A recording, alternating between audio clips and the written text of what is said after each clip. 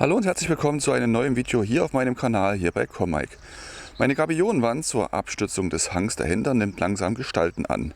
Ich bin gerade dabei, die zweite Korbreihe zu befüllen. Und da erreichen mich auch schon einige Fragen, wie man dabei am besten vorgehen sollte.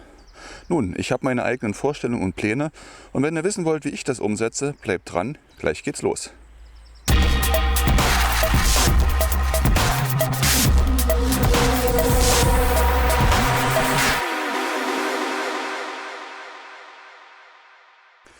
Wie ihr hier sehen könnt, habe ich die oberen Körbe auf die unteren Körbe aufgebracht.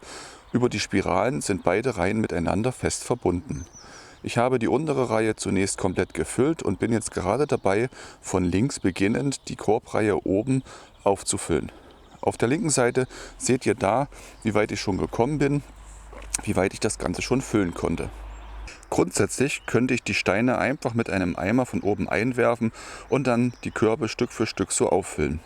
Allerdings ist es mir wichtig, ein schönes Bild zumindest in der Front zu bekommen. Aus diesem Grund sind die Steine, die ihr vorne seht, auch alle von Hand sortiert und eingebaut worden.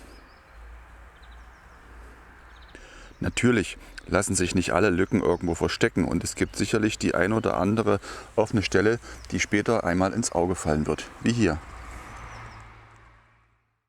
Ich befinde mich gerade in der Mitte meiner Kurve mit der Befüllung und kann euch an der Stelle einen kleinen Überblick geben, wie ich das Ganze handle. Ihr seht hier die Front, die nach Möglichkeit sortiert ist und im hinteren Bereich die Steine, die ich mehr oder weniger an den passenden Stellen einfach einwerfe. Grundsätzlich ist es dabei wichtig, nicht allzu viel Spannung auf die Steinkörbe zu geben. Die Distanzhalter in der Mitte hier sind eingebracht und halten den Korb zusammen, so dass er mir nicht ausbaucht.